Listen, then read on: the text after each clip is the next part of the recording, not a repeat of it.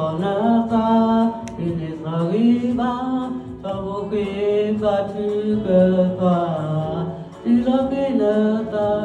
Lalunakakama Ukupolokinata Satita Monaritikapa Nikamula Tusunya Asa Evakwa Ukotuyati Ata Modine Noguela Baedo Kuaga Mina Hilotina Kalia Sibamuka Doto Munda Ula Pego Degalo Galo Baklepatana Kuaga Velo Sutoti Anoteya Kalo Nida Kami Lepatale Sunya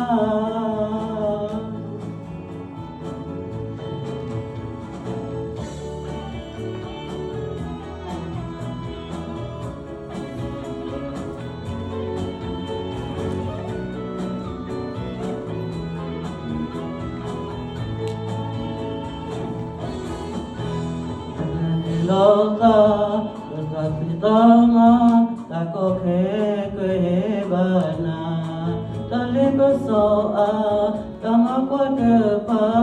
Kuhe Uwatarina, Kasitonata, Ilektagiba, Tabuki Batukapa, Tilakinata, Lalunakakama,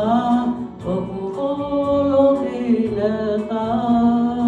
Satita Monaritikapa,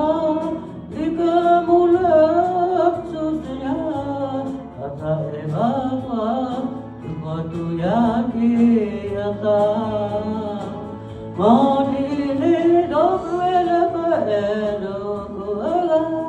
Mina Hilatina Kalia,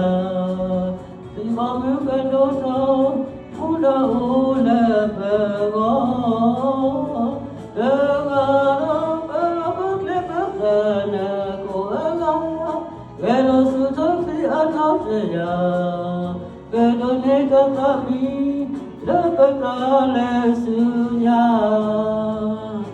Modine Noguela Paedo Kuaga, Mina Hilona Kalia, Sibamuka Doto, Muda Ula Pego, Degalo Baklepatana Kuaga, Velo Sutoti Anoteya, Kalo Nita Kami, Lepatale Sunya.